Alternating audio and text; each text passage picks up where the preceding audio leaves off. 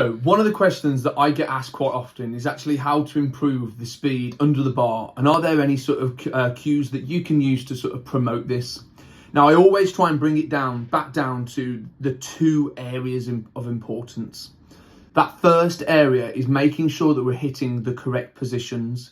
So look at sort of breaking that movement down into high hang positions and hang positions.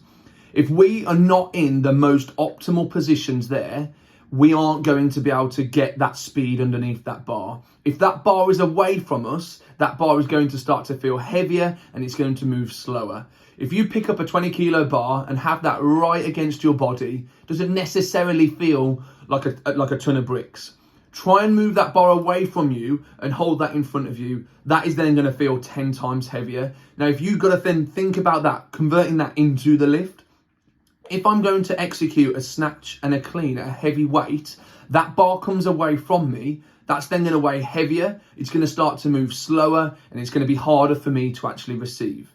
The second area that we need to try and look at is the confidence in getting into that drop position. Okay, so we then need to look at discrete skills. So we need to start from static positions such as drop snatches, tall cleans, and even drop jerks. Okay, these are positions where we're going to be able to sort of work on getting into that receive position as fast as possible. So here, the general consensus is that we need to try and break down the full movements into separate little positions and discrete skills. Once we start to work on those and improve on those, the full lift will actually feel better in itself, and you'll be able to move faster underneath that bar.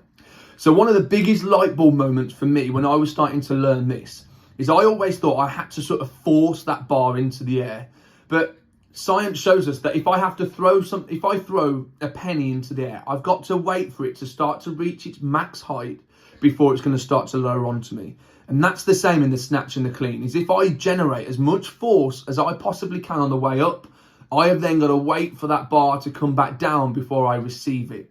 Instead, what I want to think about here is jumping underneath that bar and actually catching it as aggressively as possible. So I want the speed under and not up. Okay, hopefully that will sort of help you when you go back into your next session.